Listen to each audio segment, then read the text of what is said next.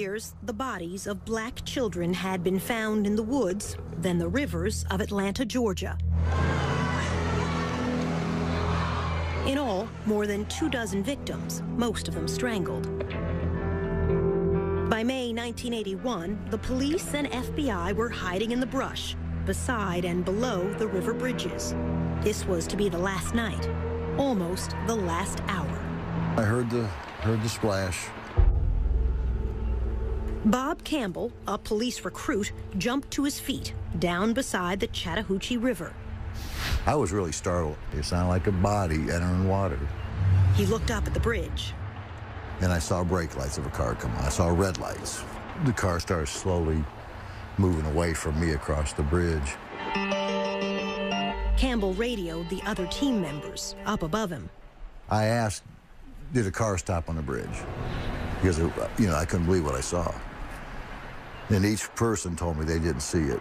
Then a policeman in a chase car, hidden on the other side, came on the radio. He just said, the car is pulling into the parking lot here, turning around in front of me. Started coming back across the bridge, coming back in my direction. This is that white station wagon. Police followed it and stopped it nearby. FBI agent Mike McComas rushed to the scene. The driver was standing by the highway. He was talking with the officers, saw a black male. He had on a baseball hat, had on glasses. The young man was Wayne Williams, about to turn 23. A self-anointed music talent scout who slept days and roamed the city at night. McComas invited Williams over to his car. He got in the car and I said, do you know why we're here?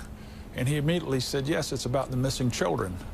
And that kind of stunned me, and I said, well, what do you know about that? And he goes, well, he said, I don't think that the various news agencies are covering it adequately. Do you?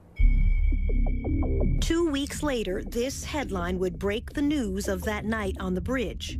Wayne Williams would be sent to prison to serve 2 life sentences for murder. At first glance, he hardly looks like a serial killer. Not much more than 5.5 feet tall, barely 150 pounds, now in his 50s and growing bald. The bottom line is, nobody ever testified or even claimed that they saw me strike another person, choke another person, stab, beat, or kill, or hurt anybody, because I didn't.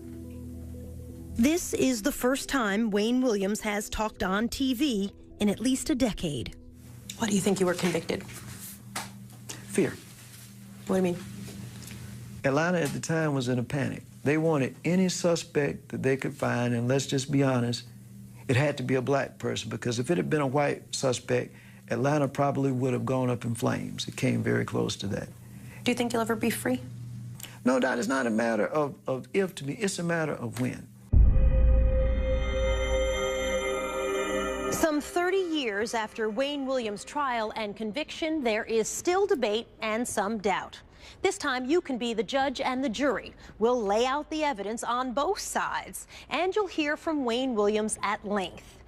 Then we'll invite you to reach your own verdict: guilty, innocent, or a third choice, not proven. The first clue was found on a dead boy's tennis shoes. The victim was Eric Middlebrooks, his body left here in a rainy alley, a foster child who rode his bicycle away one night on an errand and was dead by dawn. Detective Bob Buffington saw something red stuck to Eric's tennis shoe. And I noticed in the flap of the edge of this shoe, this tuft of what to me appeared to be wool. And that was it. We could find no other evidence. Back at homicide, Buffington showed the fibers to his superiors. The lieutenant made a big joke out of it and told the rest of the squad that if I went over to the lieutenant's house and cleaned out the lint trap in his dryer, we could probably clear out all the cases in the city of Atlanta. Still, Buffington sent the fibers to the state crime laboratory. A young forensic scientist, Larry Peterson, took a look. So why was a fiber that was stuck in the crack of a shoe Why was that Because it was important? somewhat loosely there, and people don't normally have tufts or carpet fibers loosely stuck in their shoe. From those few thin threads, Peterson would begin to build a case to try to catch a killer. How many fibers across the board did you look at every day in this case, when the case really started getting busy? 100, 500, Well, 1,000? Literally, there's going to be hundreds, if not thousands of fibers there, depending upon the case. In the spring of 1980, no one wanted to believe a serial killer was loose in the city, even when Bob Buffington spotted a disturbing pattern. There had been a sharp increase in the number of children under the age of 14 who had been killed. When he told his boss at Homicide, the major threatened to transfer him. And I truly think that they were afraid that there would be a panic. It was this mother, after the loss of her 9-year-old son, who finally forced police to listen, but not until almost a year after her boy died. Camille Bell and her children lived in these project apartments, poor to the eye, but rich in mind and spirit. Yusef Bell was an honors student in the gifted program at school. On a warm October Sunday in 1979, he walked away on an errand to buy snuff for an elderly lady downstairs. He went barefooted in a pair of brown shorts. He got to the store, he bought the snuff, he started back home. Less than half a block from this store, Yusef Bell stepped off this curb and vanished. And nobody saw anybody do anything or anything, but they did see him come back across the street. And that's the last that we saw him. Camille Bell called the police. They came and said they'd write a report. That's all. Days went by. Camille waited with 2 older children and Yusef's 3-year-old sister. And so she is terrified. If he can go to the store and they can steal him, then she doesn't want to leave the house. She doesn't want to do anything. Camille hid her own fear from her children. And you've got to hold them together so you can't act as scared as you are. The body of Yusef Bell was found in an abandoned schoolhouse. His body would not turn up for another month. Yusef Bell had been strangled. All of what could have been, should have been, and probably would have been was taken away. And we'll never know now because somebody decided that it was all right to just kill a little kid because they wanted to. For a long time, the 3-year-old would look for Yusef every time it was a foggy day. And we'd go out into the fog, and she would go as far as she could into the fog. And I'd say, come back here, and she'd say, I got to go find my brother. And she said, the clouds came down, so Yusef can come down. The child, her mother said, had confused the fog with heaven.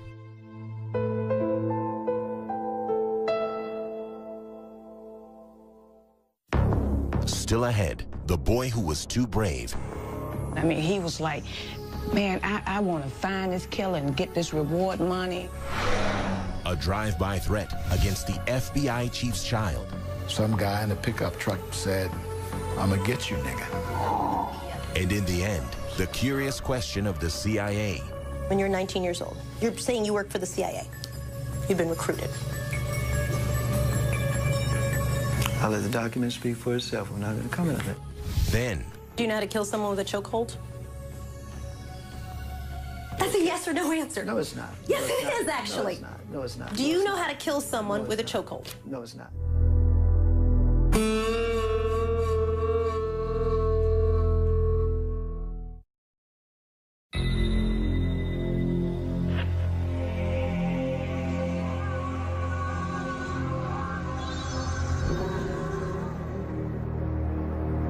In the spring of 1980, police were still reluctant to listen to Camille Bell.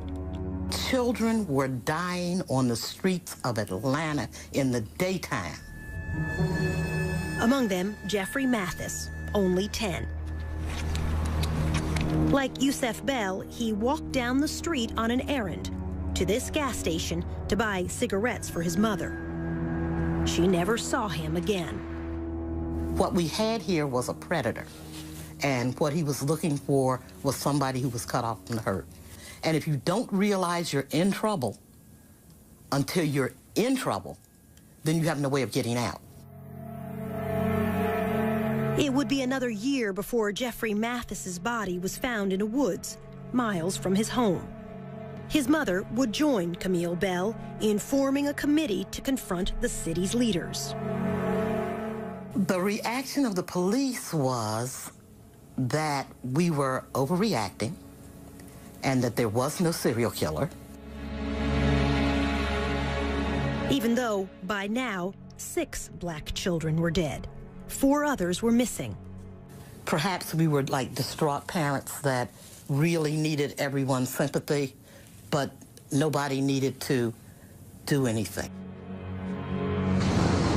For years, it has been a dirty little secret among the press and the police. Deaths of blacks draw less attention than deaths of whites. Nobody cared. So you could have several killings go on, and if the people were poor, then no one discovered there was a serial killing. If you were black and poor, then really nobody looked, especially if you were black and poor and Southern. Police were slow to recognize these deaths were different. Many of the bodies were left in the woods, far from home, unlike most murder victims who are found where they fall. Unsolved murders of children is very rare. If a 9-year-old got killed, it was because somebody slapped him across the room, he hit his head, and he died. Police did not create a task force until a year after the first murders began. FBI profiler Roy Hazelwood came down to help. 3 detectives drove him around the city and turned into Jeffrey Mathis' neighborhood. As soon as we turned onto that street, everything stopped. The guy cutting the grass stopped. Guys playing dominoes on the porch stopped. I said, "What's going on?" I said, "Everything stopped." They said laughingly, "That's because we have a honky in the car." John Glover, who took over as FBI chief in Atlanta that summer, says that's why he and Hazelwood decided the killer had to be black. The killer is someone who is invisible in the black community. And who is invisible in the black community but another black person? Welcome Harris was one of the first task force detectives. He knew it had to be someone who went unnoticed. We felt like it was somebody who could come in the neighborhood and get these children and not draw attention to themselves. The question of which race struck a raw nerve.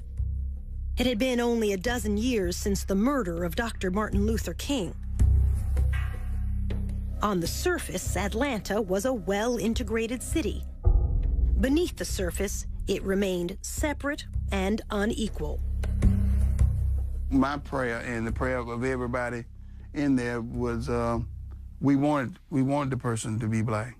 And the reason why you wanted to be black, I knew what it would do to this town if it had been a white person or somebody else of another race.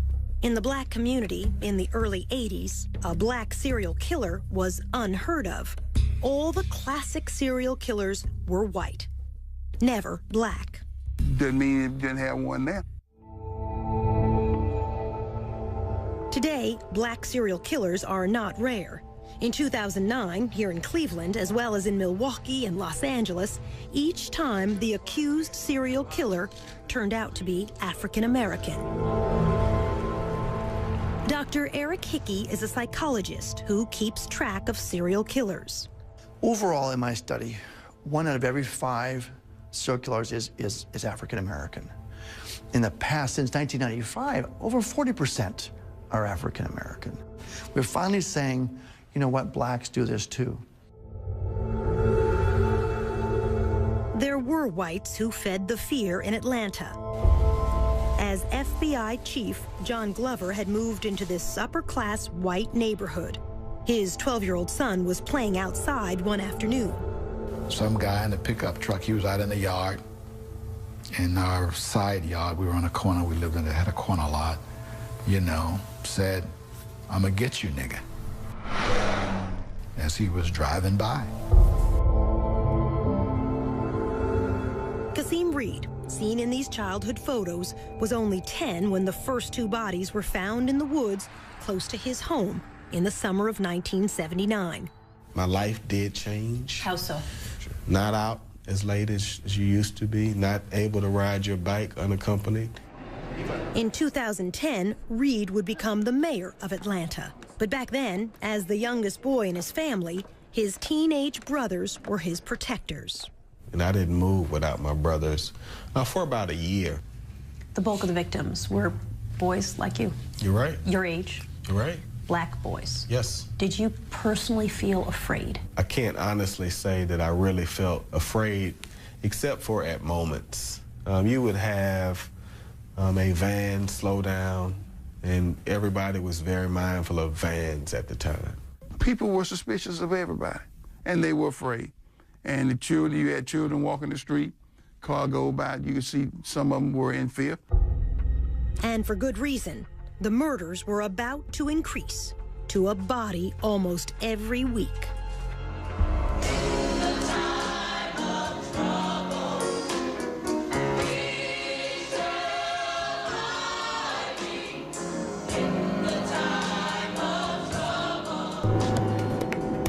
Coming up, a creature of the night. Being an ex-news reporter and all, you know, nighttime is me. That's the time I'm out most of the time. And a mystery within a mystery. He walked into the back of the studio and he had horrible scratches on his arms. And he said he had fallen into a bush.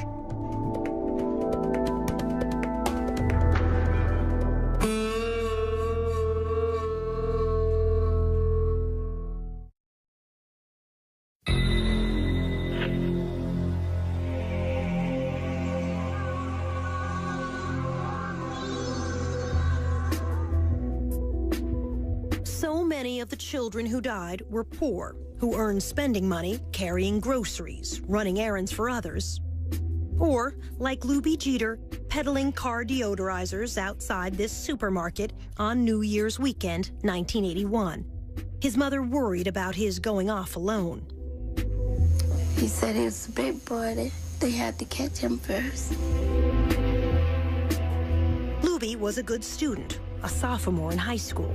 A witness at the shopping center that day saw Luby with a man and helped a police artist draw this sketch, a man with a baseball cap, perhaps a scar on his cheek. Luby never came home. I believe he'd been kidnapped. Police searched the woods around Atlanta. They did not find Luby. Instead, police found two other bodies. Young boys who had disappeared 10 miles and a month apart, yet both left here at the same dumping ground. The number of known dead, now 15. The unsolved murders of so many children had become front-page news around the nation and the world.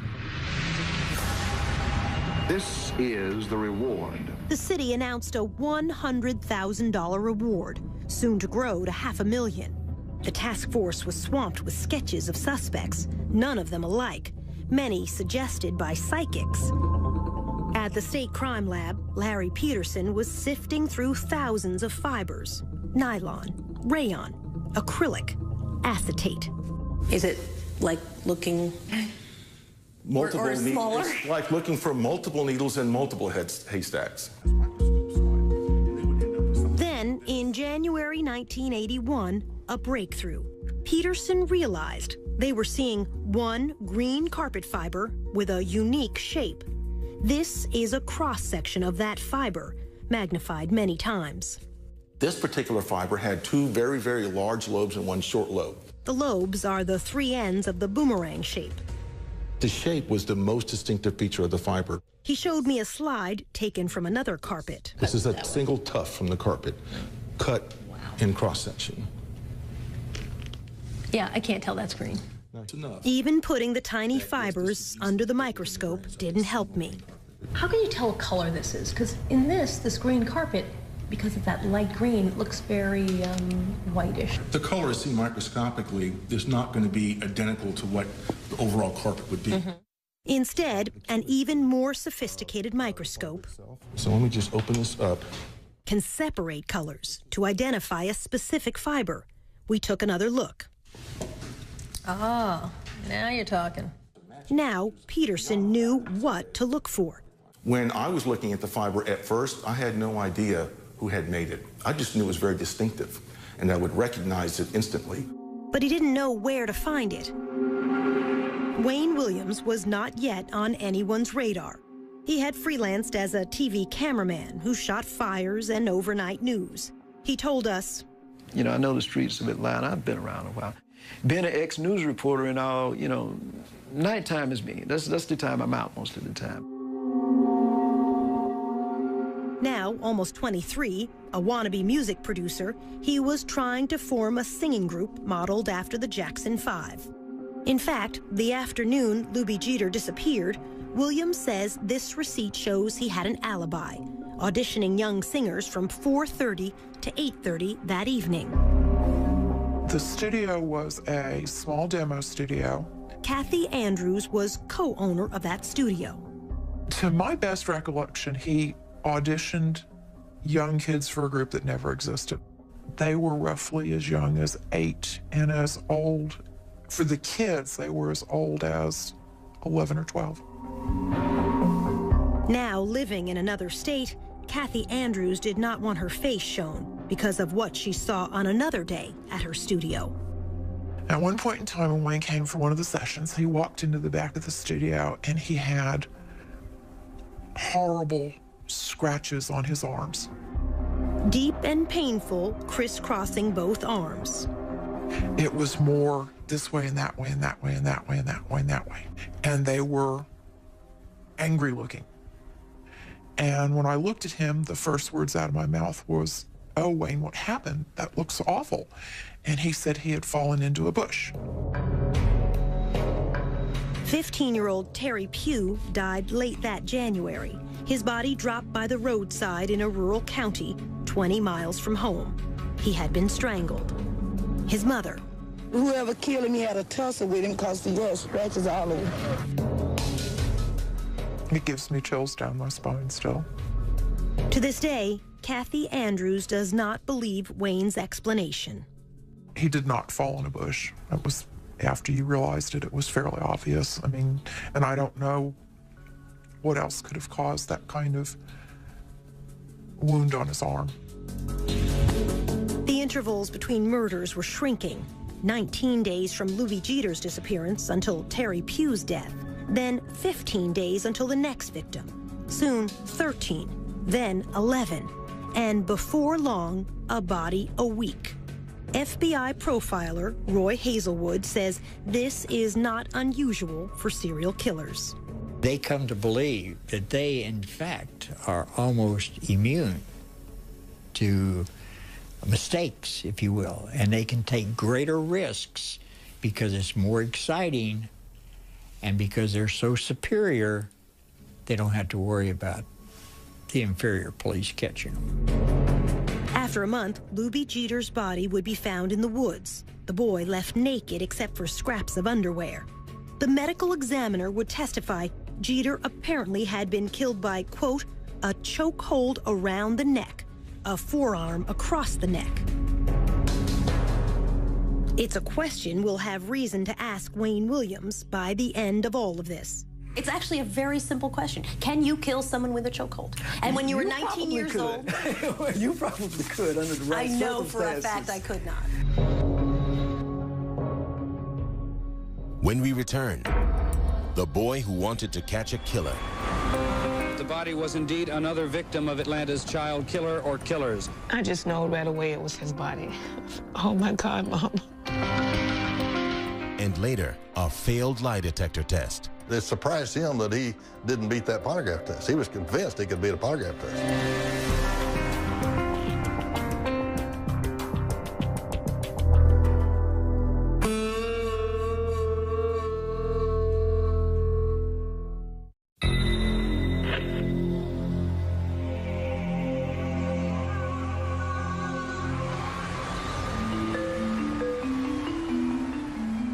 There's yet another twist in the missing and murdered children case. Atlanta is a city of frustrations and fears. As the number of missing and murdered children grows. That the body was indeed another victim of Atlanta's child killer or killers. We're told that the child... Patrick Baltazar was the kid who was convinced he could catch a killer. He was like, man, I want to find this killer and get this reward money, and I'm going to buy my mom a house, and I'm going to do this, and I'm going to find this killer. His stepmother, Sheila Baltazar, was worried.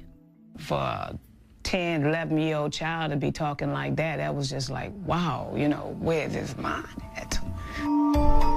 Patrick was a latchkey child, living unsupervised with an older brother in a project apartment near downtown.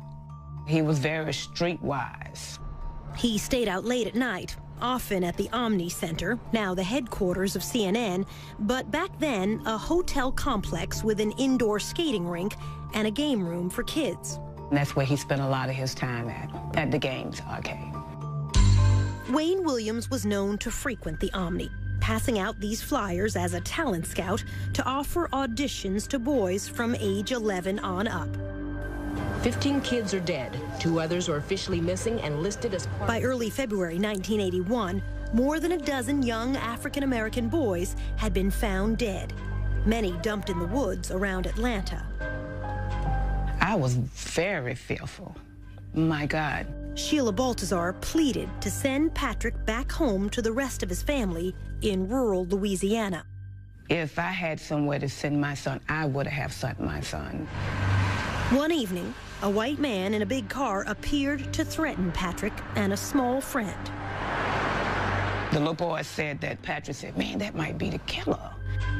Patrick used a payphone to call police. He told them, a man was chasing me and my friend in a brown Cadillac. Well, actually, they thought it was a crank phone call. They didn't send a car out. This is a sketch the other boy provided to police after Patrick was dead.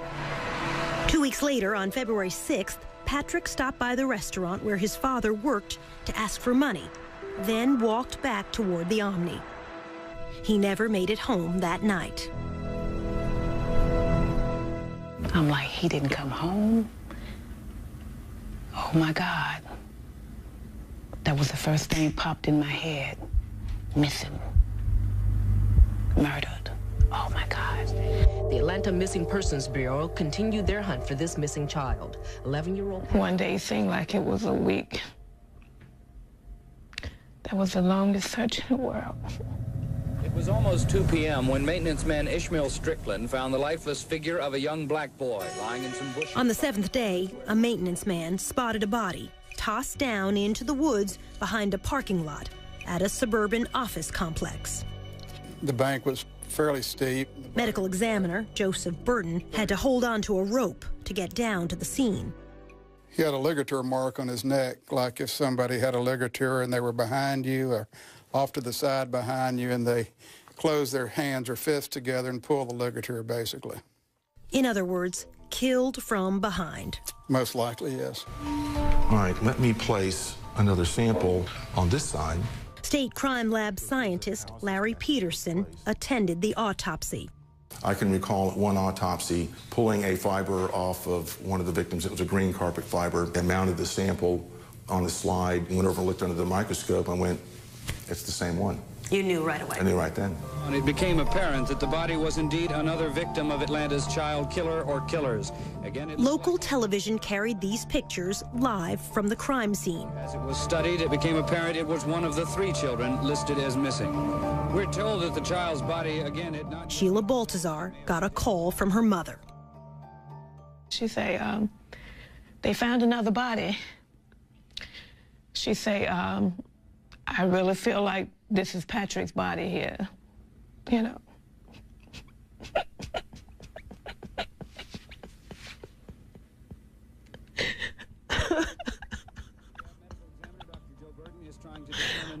Oh my God. But if he is one of the 3 missing children, the chances are strong that he was 11-year-old Patrick Baltazar, who disappeared 1 week... Mrs. Baltazar and her husband went to the funeral home to identify their child.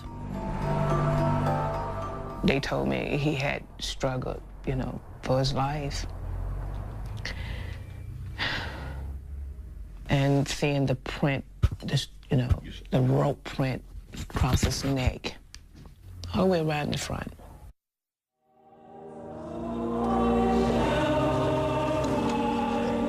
At Patrick Baltazar's funeral, she would insist on an open casket.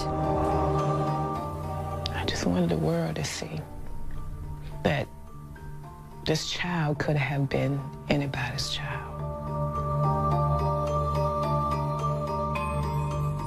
Patrick's fifth-grade classmates wrote a poem, read at his funeral. This from local TV coverage that day. Patrick Balthazar, our schoolmate, you came to school, though sometimes late, but you were never mean to anyone. You tried to help people and thought it was fun. Then one night, one terrible night, you didn't come home, not even at daylight. Something's happened to that boy, the people said. Patrick is missing. Is Patrick dead? We cried some, and we bowed our heads, and hoped for your safety, and prayers were said. Oh God, please bring back that missing boy. When he returns, we will shout for joy. The police and the news people came and went. In all our hearts was no content. No one could rest until we knew whatever had happened to you. Then one day your body was found out in the woods on the cold, cold ground. Someone killed you and dumped you there. It was a mad, cruel person who did not care. There was not a word about how you died. It is no wonder that we all cried. Patrick, we miss you and wish you knew how much your schoolmates grieve for you.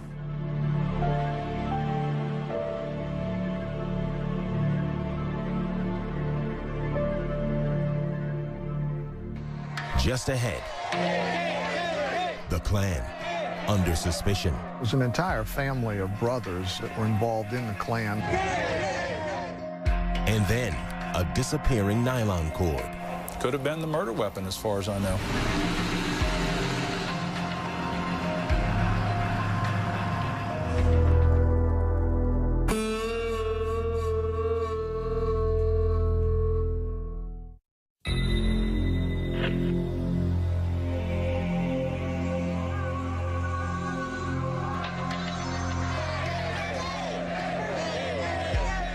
In February 1981, a troublesome tip reached the police. A man involved in the Ku Klux Klan could be Atlanta's serial killer. Atlanta was about to explode, and here was information potentially that the Klan could have been doing this.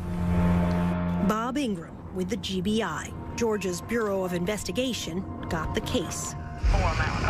It was an entire family of brothers that were involved in the Klan that were the focus of this particular intelligence information. An informant said one brother had threatened Luby Jeter, the child found dead only weeks before. The Klan associate lived here on a dead-end street in the railroad town of Mountain View, on the outskirts of Atlanta. We're tapping telephones. We heard a lot of rhetoric. We heard a lot of racial slurs. On one wiretap, the detectives heard this said, "Go find you another little kid." The GBI followed the four brothers for almost 2 months. These family members were under surveillance at that time, physical surveillance, where we had an eyeball on them. In those 2 months, 6 more black youths would disappear and die. Detectives saw nothing to link the Klan to them. If somebody was in there with a van or 2 or 3 men who, you know, to grab somebody and dump them in the back of a van, people would have noticed if they were white. The brothers were called in. They took lie detector tests and passed. They were polygraphed and cleared as to their involvement in the killing of Atlanta's children. Clearing the Klan didn't stop the murders. JoJo Bell was one of the victims who vanished during the surveillance.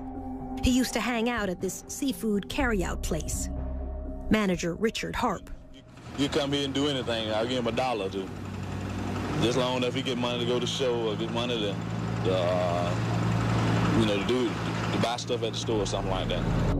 JoJo Bell, unrelated to Yusef Bell, came by Captain Pegg's one last time. About 3:30, 4 o'clock Monday, he came by and stuck his head in the door. He said, "Richard, I'm going to shoot basketball. I'll see you later." Throwed his hand up, went on up to speak. To a schoolyard basketball court like this. This witness, Eugene Laster, knew JoJo and saw him leave the game. He said JoJo left in a station wagon that looked like this. Laster testified he got in the car, got in Wayne's car. In court, Laster would identify Wayne Williams as the driver. Eugene Laster. Okay. He's pretty much an eyewitness. Said that you gave a ride to JoJo Bell in your station wagon. Okay. Did you? No, I did not. You never gave a ride to JoJo Bell? No, I did not. Williams did not deny he was the driver. He instead insisted his passenger had to be someone else. JoJo Bell was never to be seen again. But it would be horrendous if another child dies, period. A week later, Sammy Davis Jr. and Frank Sinatra came to Atlanta for a concert to benefit the children. The photographer up on stage, that's Wayne's father, Homer Williams, with the black newspaper Atlanta World. How come you got no tuxedo on there? You're going to come up here on the stage looking like that there. Backstage with Sammy Davis Jr. in a photo which made the front page, that's future Mayor Kasim Reed. I remember that. It was so cool meeting Frank Sinatra. As a young child, Reed would help the volunteers searching Atlanta's woods every Saturday. We literally would walk through wooded areas, chaperone, and we would walk for a period of time until about an hour before nightfall. But now, a new twist in the murders. Patrick Baltazar, the 20th victim, would be the last child to turn up in a wooded area. A day or two later, an official would tell reporters fibers and dog hairs were being collected from the victim's clothing. The next child to die would be found in a river, wearing nothing but underpants. Fewer clues now for Larry Peterson. We're talking maybe a dozen or dozens of fibers as opposed to hundreds or potentially 1,000 fibers. The 13-year-old victim was found beneath this bridge over the South River in Atlanta's suburbs. A driver crossing that bridge earlier in the week saw a man leaning over the railing. It turned out to be the same afternoon JoJo Bell disappeared. At trial, the witness said the man was Wayne Williams. JoJo's body would not be found for 7 more weeks, until Easter Sunday. It had floated far down the South River, almost into another county. He also had nothing on but underwear, basically. Medical examiner Joseph Burton went out in a boat to retrieve the boy. We've got the body wrapped in a sheet, on one with the shirt off. Dr. Burton ruled both JoJo and the other boy found in the river had been asphyxiated. We didn't have any history of either one of these boys swimming in the South River in their underwear. Other bodies were now washing up in the Chattahoochee River to the west and the north of Atlanta. 5 victims in that river in the next 6 weeks. I said, you know, if I was doing that, I'd be throwing them off the bridge. FBI agent Mike McComas grew up along a river in Tennessee. He knew if something were to float on downstream, it had to be dropped in the middle of a river. McComas suggested the bridge stakeouts. We looked at remote places, dark places. We believed it would be at nighttime as opposed to daytime. The FBI and police began night watches at 14 bridges over the Chattahoochee and South Rivers. The stakeouts were to last 4 weeks. Nothing until the very end. We, at that point, were ready for that to be our last night. And Wayne Williams showed up that night. Just before 3 a.m., the station wagon drove onto the bridge. Had he waited a couple more hours, we might not have been there. Otherwise, we would have missed him.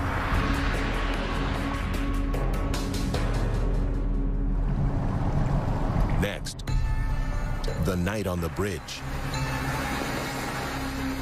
You said, I know this is about those boys, isn't Correct. it? Mm-hmm. That's what I said. Pretty damning statement, don't you think?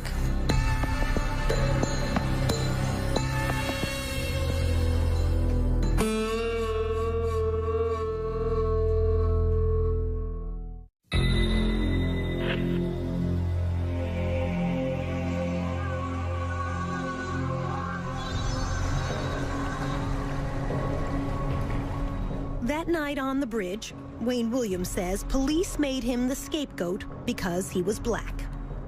Soledad, when this case happened, if those police had arrested a white man, Atlanta would have erupted, as well as several major cities. You possibly would have had another race war. No, said the FBI chief. On the Atlanta Police Department side, they were looking for a white guy. So why would all of a sudden the black guy be considered a scapegoat? Williams disputes almost everything police witnesses said about that night. What happened that night on the bridge? Okay, in the first place, and I'm not being facetious, but nothing happened on the bridge. That's the whole misconception. As he tells it, there was no splash. He never stopped and didn't turn around. So you never stopped on the bridge? No, I didn't. You didn't throw trash? No. You didn't throw anything? No, I did not. You didn't throw a body? Definitely not a body, no. His story. I crossed the bridge. I turned off briefly after I crossed the bridge at what I called a liquor store. Williams said he pulled into the parking lot only to look up the phone number of a singer he was trying to locate at that hour. I turned back on the highway. I went to a Starving Marvin store. I used the telephone, and I came back. The call didn't go through. I got some recording, this number's not in service, and I said, well, this is a prank. This is the closest thing to an address he had for the singer he said was Cheryl Johnson. The FBI looked hard and could never find her. It says to me that Cheryl Johnson didn't exist, and he made it up. Williams says only after that call from a gas station did he turn around to cross back over the bridge again. Police would stop him moments later. You said, I know this is about those boys, isn't it? Correct. Mm-hmm. That's what I said. Pretty damning statement, don't you think? No, I mean, the perception in Atlanta was, at the time, kids were missing, and I think, if I'm not mistaken, the perception was a lot of young males were missing, and that's what I asked myself, this is about those kids, the boys or something like that, isn't it? Remember what FBI agent Mike McComas said he saw when he got to the scene? Saw a black male. He had on a baseball hat. This is the sketch provided by the witness who saw Luby Jeter talking to a man the day Luby disappeared and died. McComas had never seen this until we came back to show it to him nearly 30 years later. This is a real strong resemblance to the person that I talked to, Wayne Williams. He had on a baseball cap. His hair was in an afro, so this just looks like him. Williams agreed to let McComas search his station wagon. On the floor, in the front of the back seat, he saw... There was a nylon cord. The best that I could describe the nylon cord was a ski rope type, the woven type, and it was, my guess, about 24 inches long. No. Williams denies there was any such cord. Because if that rope had been in the station wagon that night, I'm sure they would have taken it. The fact that I didn't confiscate it doesn't make it go away. It was there. The nylon cord would never be seen again. Could have been the murder weapon, as far as I know. Yet, FBI supervisors decided to let Wayne Williams go that night. Well, first of all, he didn't have a body. So, secondly, there was no one who saw Wayne Williams outside of his car. There was no one that saw him throw anything overboard. 2 days later, only a mile downstream from that bridge, another body. After 2 years, one suspect now, Wayne Williams.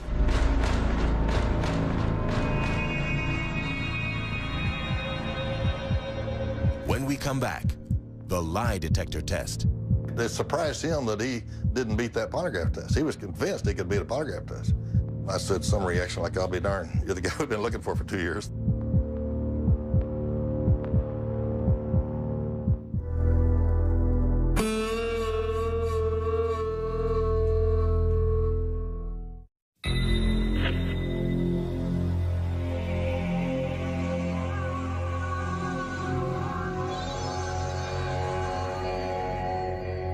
The second day after Wayne Williams was seen on the Chattahoochee River Bridge, the body of Nathaniel Cater washed up downstream.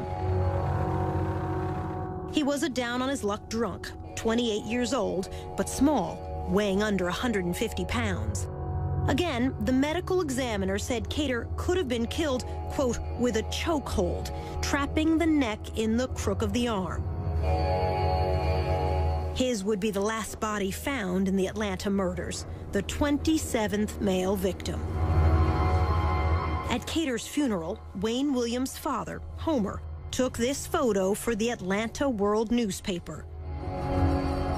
On June 3rd, the FBI brought Wayne in for a long night of questioning. Wayne agreed to a lie detector test. He was as composed and calm as you can get. You got 26 bodies out there in the woods and rivers, and he's just sitting there in total control. Richard Ratcliffe was the FBI polygraph examiner. I said, I don't care what you were doing on the bridge. I don't care what you threw in the river. If it wasn't a little boy's body, you do fine this test. He told Williams in advance what he would ask him. Did you kill Nathaniel Cater? Did you kill him that night that you were on the bridge? And did you throw Nathaniel Cater into the Chattahoochee River? And when I ran that test, it's like, wow, this is it. Wayne Williams flunked all 3 questions. Might as well, this test would reflect that you did kill Nathaniel Cater, and you threw his body, that was his body you threw off the bridge that night. The polygraph measures sweating, the heartbeat, blood pressure, all rise with tension. You breathe a little faster. You have a hard time getting your breath. You sweat a little more. He did all this. Wayne Williams took the test 3 times.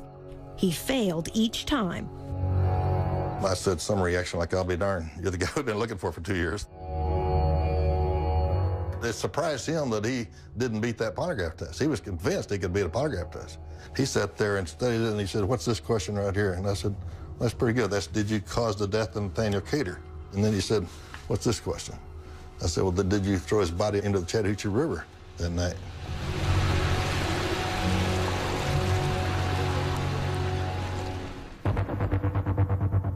With the media waiting outside the FBI, the mayor's spokesman, Angelo Fuster, was called in to handle the press.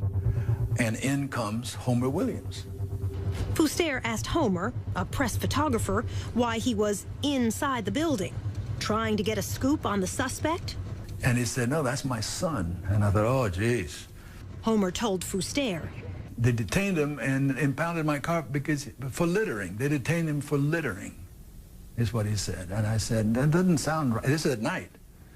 And I said, littering? He said, yeah, he was driving over this bridge and he stopped to throw some garbage and boy, they rushed him and stopped him.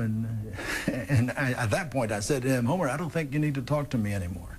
We asked Wayne Williams about throwing garbage off the bridge. He denied his father ever said that. Your father said you stopped to get rid of some trash. No, my father never said that. I never said that, and my father never said it.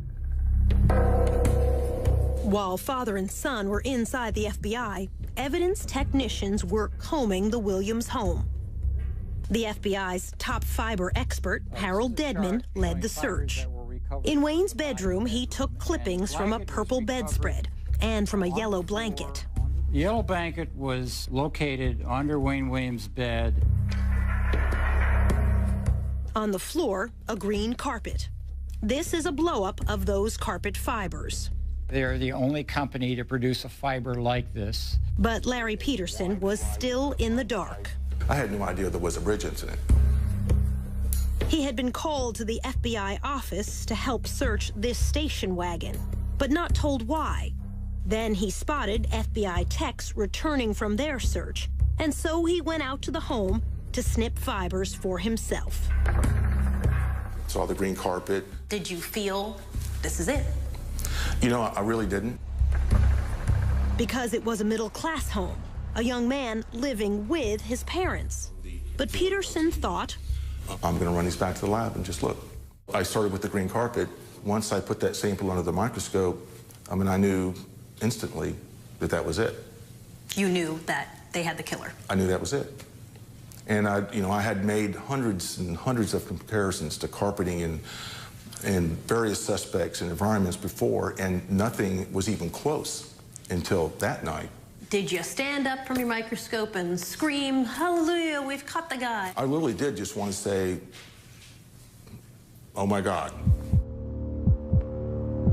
Still, Wayne Williams was allowed to go home that night. And make a couple of other errands, so I was in the area, and I just decided. In the morning, Wayne Williams called in reporters and TV crews, who agreed not to show his face. He asked what was dropped in the river. Nothing. He acknowledged he failed a lie detector test. Then, asked about the victims, Wayne Williams said this. Some of these kids are in places they don't have no business being at certain times of the day and night. Some of them don't have no kind of home supervision, and they're just running around in the streets wild. And I'm saying, when you're doing that, that's not giving anybody a license to kill, but you opening yourself up for all kinds of things. We asked Wayne what he meant. When you say, that's not giving anybody a license to kill, but you're opening yourself up for all kinds of things. My point is very simple. All right, if you're out roaming the streets, like not all of these, but some of these victims were, you put yourself in a position for bad things to happen. For days, the district attorney was reluctant to take Wayne Williams to court based on fibers alone. While he hesitated, the FBI, police, and media all kept a watch on Wayne. In this parking lot one day, he showed an angry face to a CNN camera crew. Well, hey, I'm telling you to quit following me, because I'm saying at this point you're following me and you're on private property. And if I were you, I'd get the hell off. Finally, on Father's Day evening, 1981, detectives arrived to arrest Wayne Williams for the murder of Nathaniel Cater. Once he disappeared in the back of this police car, Williams would never be free again, to this day.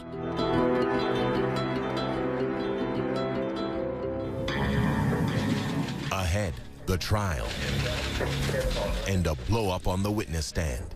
I was probably my own worst enemy. I could see almost the shock in the jurors' faces. When he said, "You want the real Wayne Williams, you've got him," yeah, I think the jury understood that.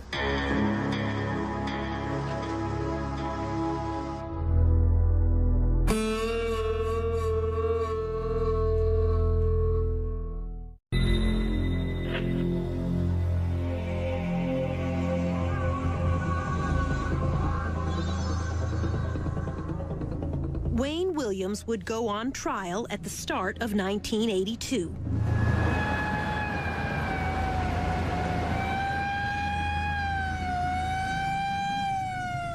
Testimony would last almost 2 months. It would be a trial like no other before. A case built on fibers, no fingerprints, no murder weapon, no apparent motive. Now remember, you're one of the jurors. 3 choices: guilty, innocent, or simply not proven. This time, the verdict's yours. Mary Welcome was Wayne Williams' defense attorney. Good morning. Good morning. How are you? This was her first murder trial. What was he like when you met him? A most unlikely killer. Yeah? Why?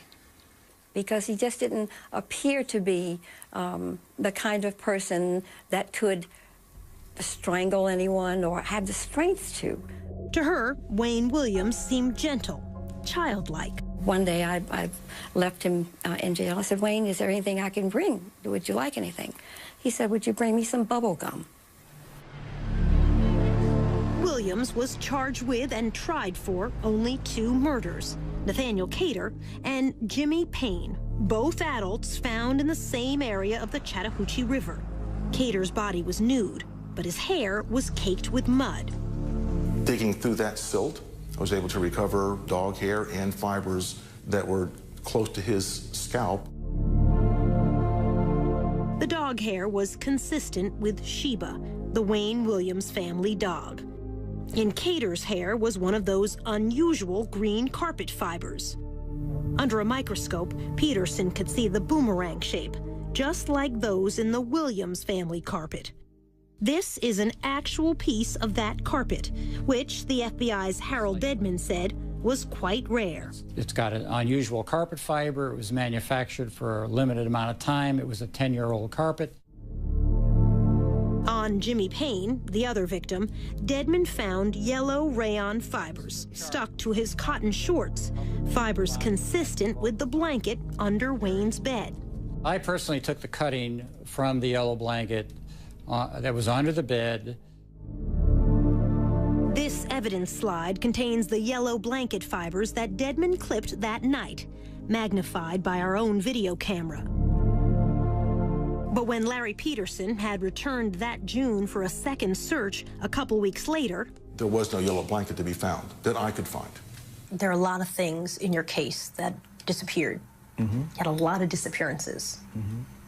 Yellow blanket Yes. disappeared. In the first place, there was never a yellow blanket. There were fibers of a yellow blanket. There were fibers alleged to have come from a yellow blanket. Nobody's been able to produce a yellow blanket because, quite simply, and I'm just being very blunt with you, there was no yellow blanket. Or maybe you got rid of it in between the first time they searched and when they come back. It seems like to me, if I were a police officer, I would have confiscated the blanket too. It doesn't make sense. the prosecution was allowed to bring in 10 other deaths. Among them, Patrick Baltazar, Eric Middlebrooks, JoJo Bell, to try to show a pattern. This is a chart showing fibers that were recovered from the body of Patrick Baltazar.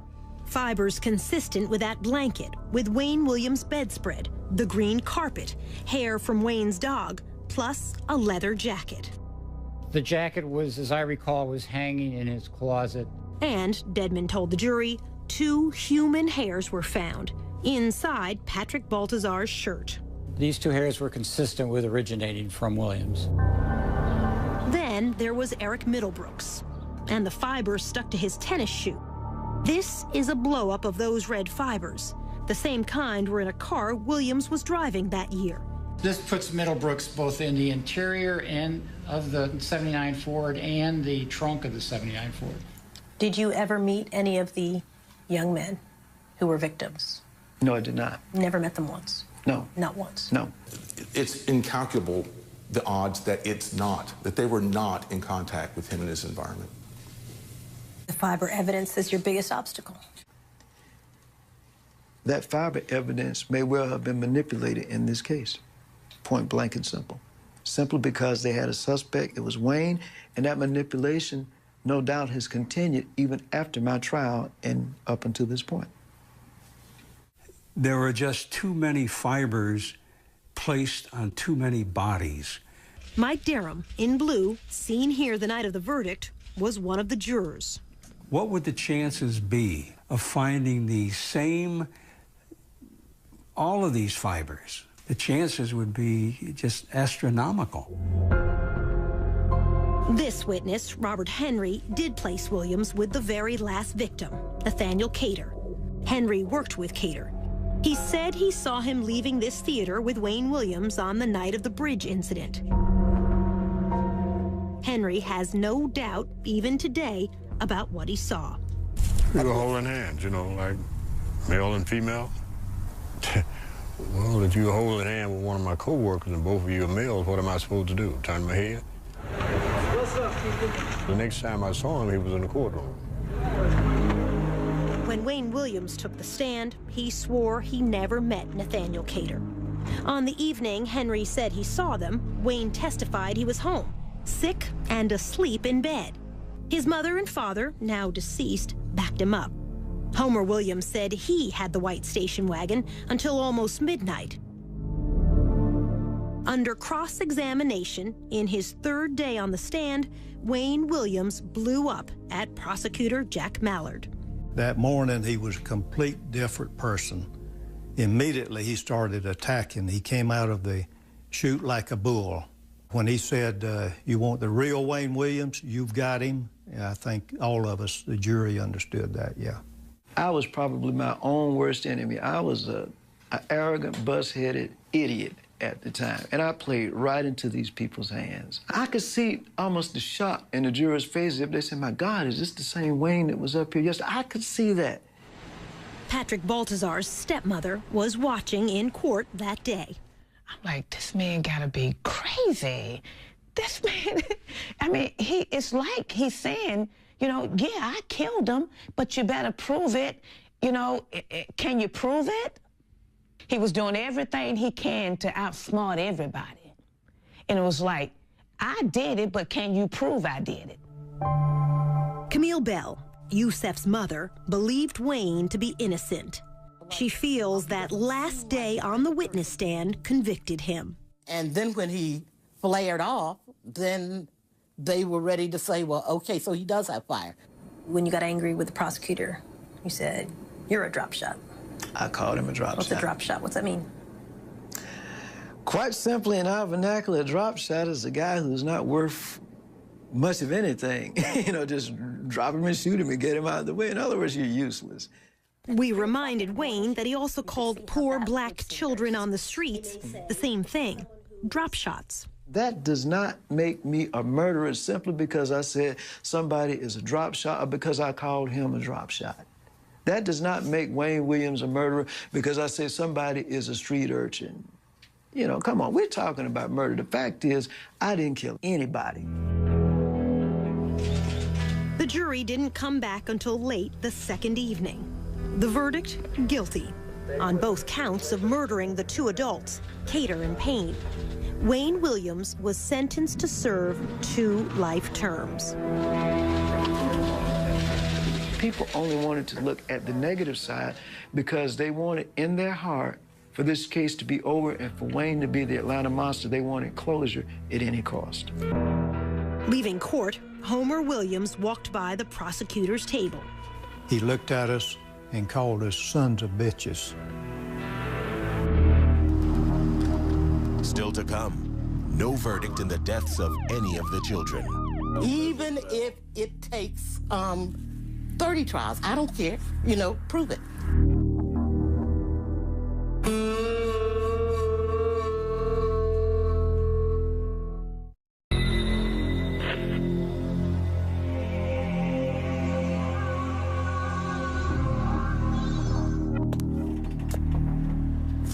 Defense attorney Mary Welcome did not expect the guilty verdict. I was crestfallen. So why do you think the jury convicted him? Because he might have been guilty. Because he might have been. During the trial, medical examiner Robert Stivers told the jury there had been very few strangulations of black males in the years before these murders began, and none at all with bodies left in rivers or by the roadside since that night Wayne Williams was stopped leaving this bridge. They were convinced that the crimes had stopped because Wayne had been arrested. And I think what happened is people stopped looking and stopped counting. Murders have continued in Atlanta.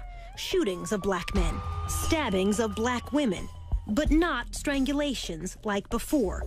Not black youths dumped far from where they were killed.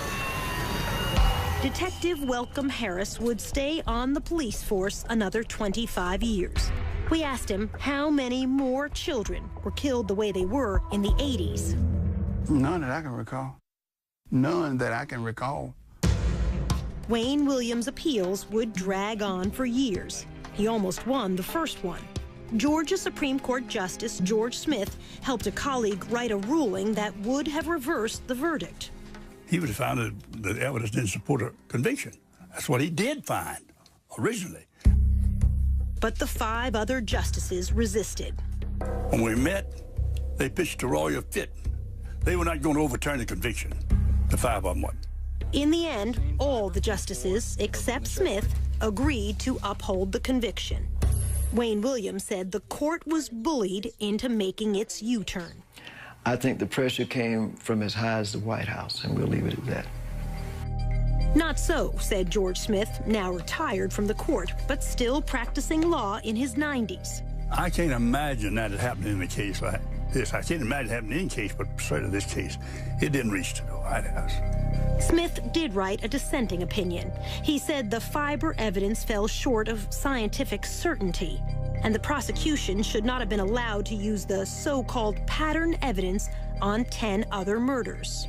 I said the only similarity in the crimes in this case is the fact that all of them were dead. Smith was denounced on the floor of the Georgia legislature. I was an N lover. You know what the N stands for. Mary Welcome agreed when Justice Smith wrote the defense attorneys were ineffective. We were rendered ineffective. We were rendered incompetent because of the lack of funds, lack of time, and the lack of resources. Absolutely. Things did go wrong in the trial that should not have. An ambulance driver suggested an explosive motive for Wayne Williams. This from CNN's report at the time. Bobby Tolan said Williams asked him once, had he ever considered how many blacks could be eliminated by killing one nigger child? But unknown to either side, Tolan was not his real name. In fact, he had a criminal record. He testified under a false name, had an extensive arrest record under his real name. I'm not sure that we knew all of that at the time, or it was disclosed to us. Rogers' home is but 8 blocks away from where he was found today. Then there was the murder of Larry Rogers, a retarded youth. This witness testified she saw Rogers slumped over in a station wagon as Wayne Williams drove away.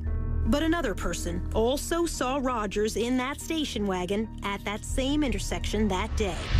He helped a police artist draw this sketch.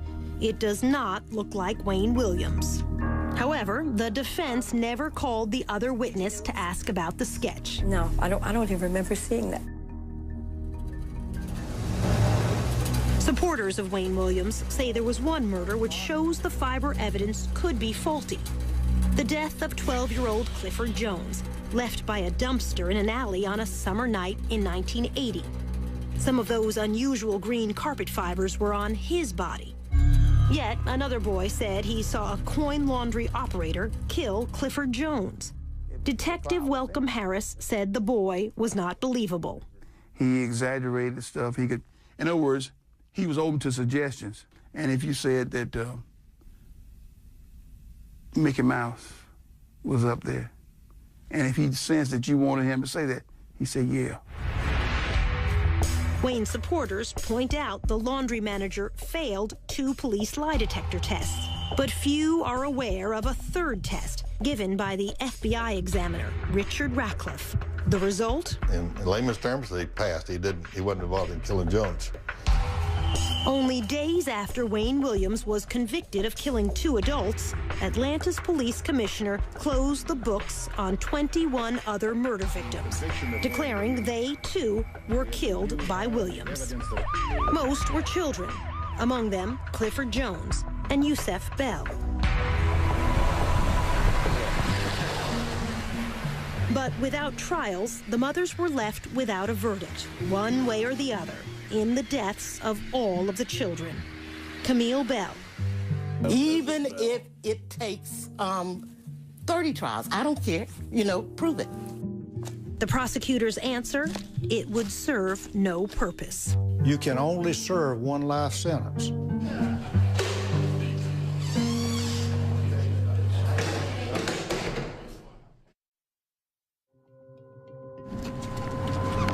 Just ahead, a new alibi that backfires. He was out that night, no question in my mind. He was not at home. He was out and about. And after all these years, new DNA evidence. Then it probably would exclude 98% or so of the people in the world.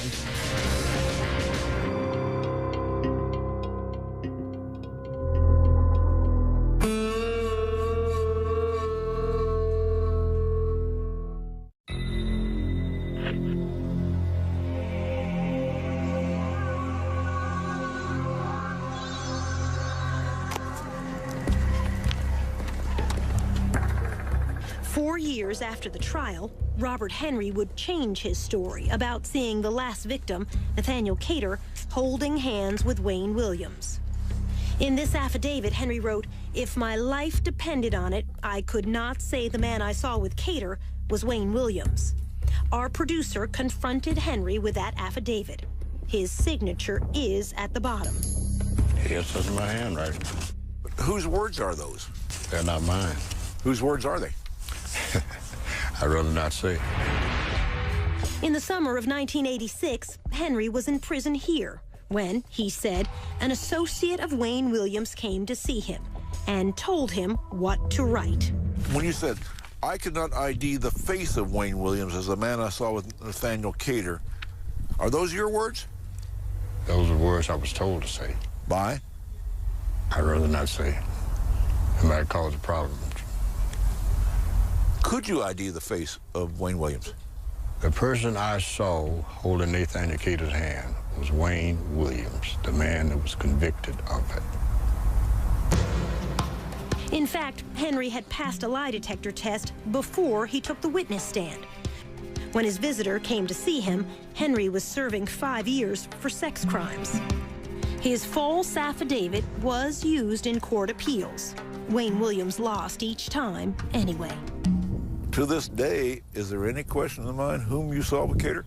No, it's not. It was? Wayne Williams.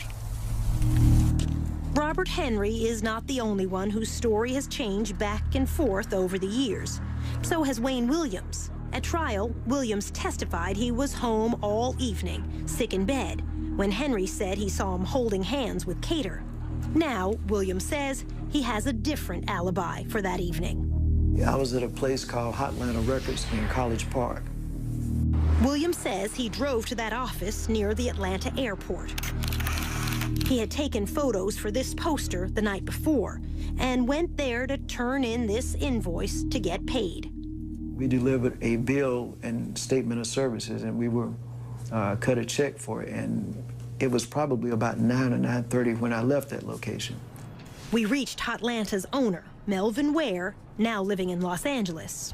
He called in advance, and when he came, I went back and wrote the check behind the desk. That's where our checkbook was. But he said Williams didn't stay that long, not as late as 9. It wasn't like 5 minutes or 10 minutes. We always spent maybe a half hour or something like that.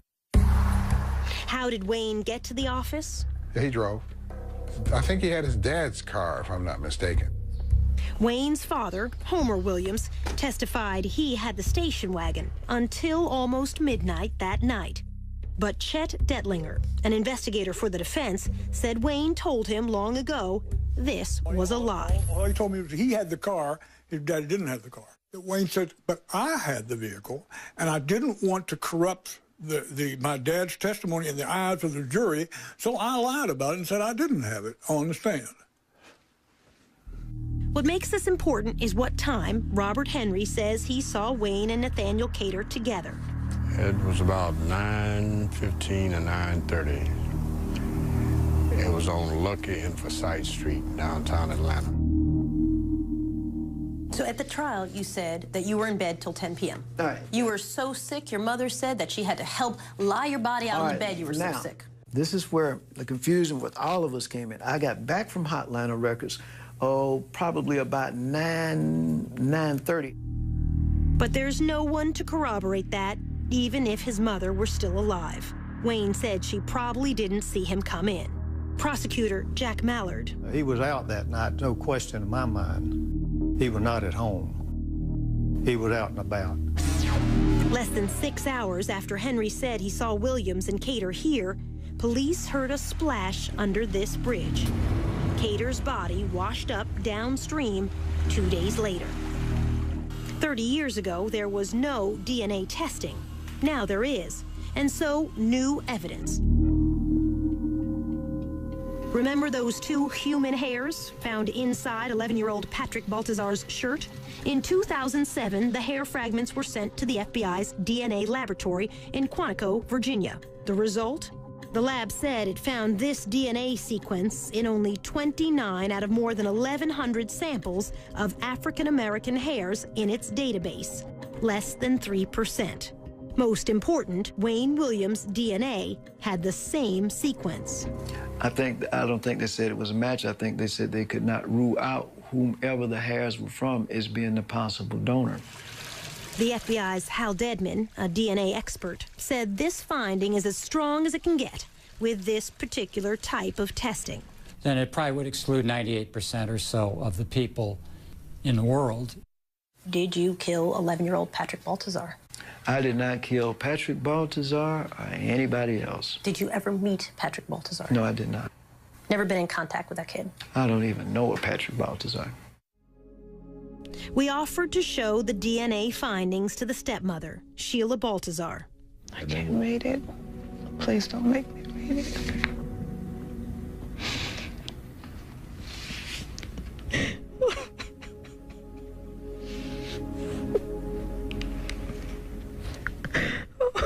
Oh my God.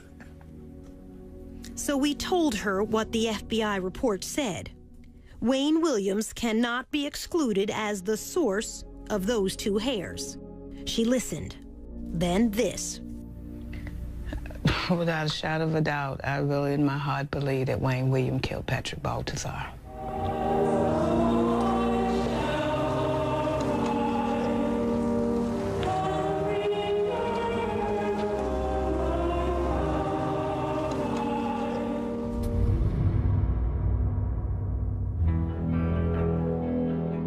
Next, train to kill. Were you trained in unarmed combat techniques? Could you grab somebody bigger than yourself, put them in a chokehold? I'm sure there are other things in unarmed combat besides putting somebody in a chokehold.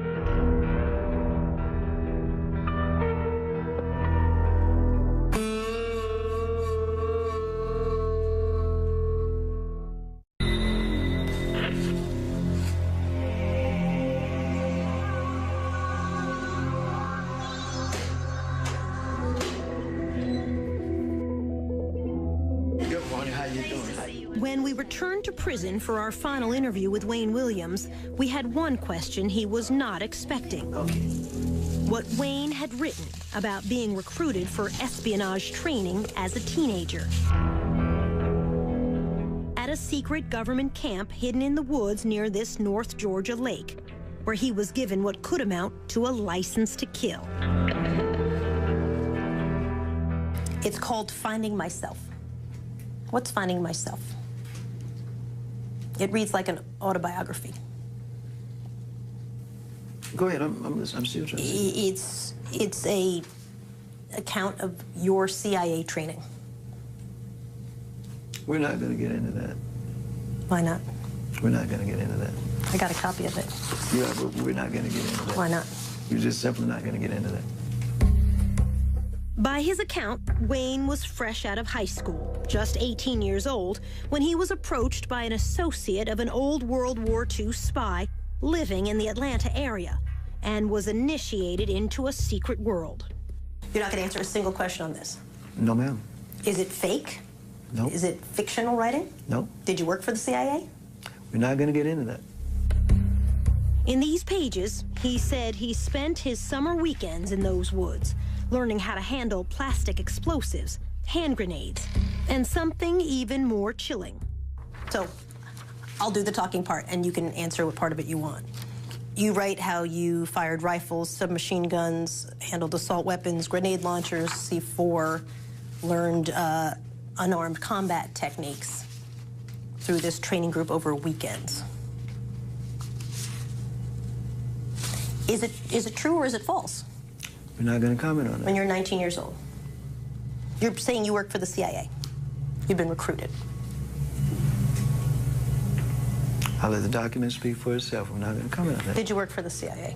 I cannot comment on that. Copyright 1992 by Wayne Williams. Is this an autobiography? I cannot comment on that. In his own words, Wayne Williams said this was part of a secret plan to send young black agents into the worst trouble spots in Africa in the late 1970s. He wrote that he finished training, then withdrew from the program. Either this is a true story and you have been trained in evasive tactics, filtration techniques, weapons use, unarmed combat techniques, which would include a deadly chokehold, or it's made up. Let me ask one question. Where did you obtain that? I can't tell you that. No, there we go. You're a newsman. You know the answer to that question before you asked it. Okay. All right. I will say Is it true? I mean, it's got your name on it. I will say this. Were you trained in unarmed combat techniques? Could you grab somebody bigger than yourself, put them in a chokehold? Because that's what that is.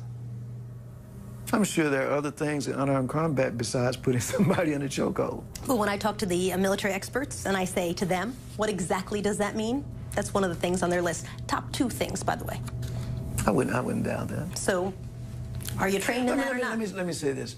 I'm asking such straightforward questions. I understand that. But again, I ask you to understand my position on this. Let's say that were true, that were the case, or let's just say that I had some experiences that I do not want to comment on today for reasons that the document says, okay? The fact is, what does that have to do with the situation today? Everything. You tell me. It has everything to do with it. Listen. A big part of the conversation when I talked to your lawyers was, could Wayne Williams grab somebody? Did he have the strength? Look how, he's not a big guy. Could he grab someone in a unarmed combat technique and kill them? And your attorneys would say to me, you met him, he's not a big guy. So if you're telling me that, yes, in fact, I was trained by the CIA, which is basically what this document says in a nutshell, on the weekends when I was a teenager, and I am trained in the chokehold technique. That's one thing. If you're telling me that, no, that never happened, but you're writing a long fantasy about being trained for the CIA in weaponry and the chokehold technique, that takes it a whole other direction. Remember, doctors said at least 2 of the victims, and perhaps more, were probably killed by chokeholds. Do you know how to kill someone with a chokehold? That's a straightforward question, isn't it? Because I can answer that. My answer would be no, sir, I do not know. Do you know how to answer? What's your answer to that? Let me say something about that. That's a yes or no answer. No, it's not. Yes, it is, actually. No, it's not. Not until the very end of our prison interview did we come close to a real answer. It's actually a very simple question. Can you kill someone with a chokehold? And when you were 19 years old... You probably could under the right circumstances. I know for a fact I could not. I know you're being facetious, but I know for a fact I could not. You don't know. But were you trained as a teenager to do that? Because that's what you're writing in this. And I get CIA, you don't want to talk about it. It's all off the record. Let me state this for the record. Okay. I think in the paper that you have, and I will say this, that it says that there was contact with a certain program. And I will say it was the Junior Officer Training Program, which was run by a certain agency, and you're correct, CIA.